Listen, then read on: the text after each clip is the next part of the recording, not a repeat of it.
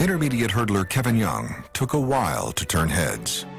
When his skill finally did attract attention, he was dubbed the heir apparent to the great Edwin Moses.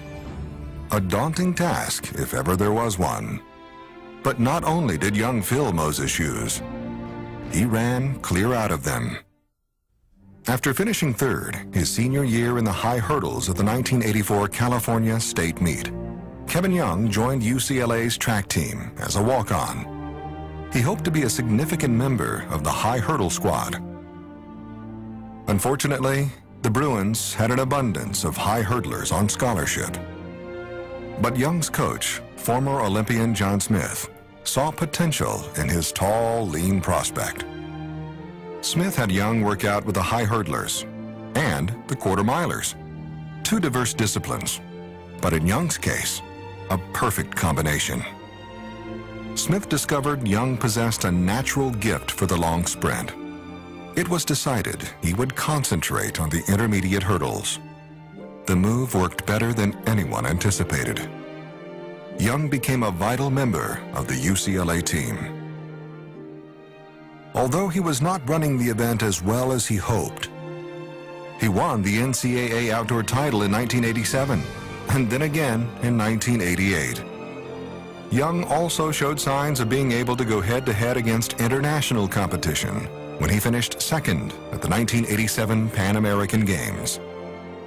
In the 1988 Summer Olympics, Young finished fourth, one place below the legendary Edwin Moses.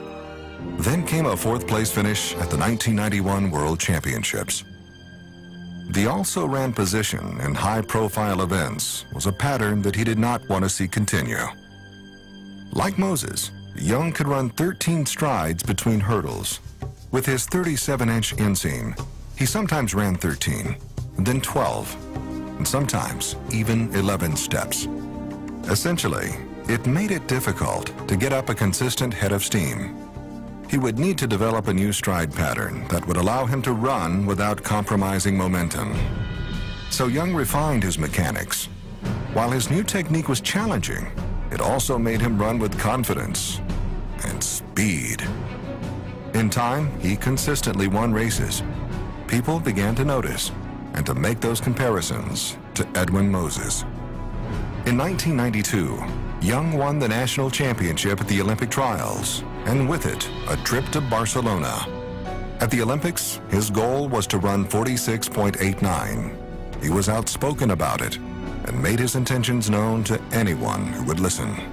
Most regarded the boast with skepticism. Even Moses in his prime couldn't break 47 seconds. Young's race strategy would be complicated. He would run 12 strides between certain hurdles and 13 between the rest. Once the race started, he began putting the technique to the ultimate test. Midway through the race, it was clear that his plan was working to perfection. Around the final turn, Young was completely in command. While the others struggled to keep up, Young shifted into another gear. A stumble over the last hurdle didn't faze him. Nobody on the planet would catch him this day. Several meters from the finish line, he knew the race was his. His time? 46.78, smashing Edwin Moses' record by over 0.2 of a second.